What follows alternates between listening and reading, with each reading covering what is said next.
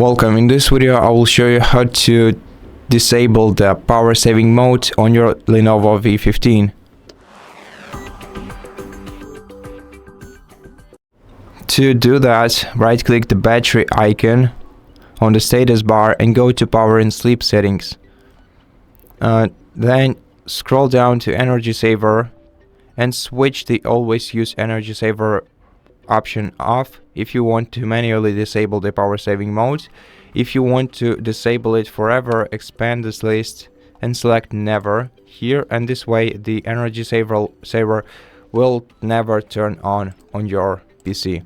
And that's it. Thank you for watching this video. If you liked it, please consider subscribing to our channel, leave us a like in the comment below, and I'll see you in the next one.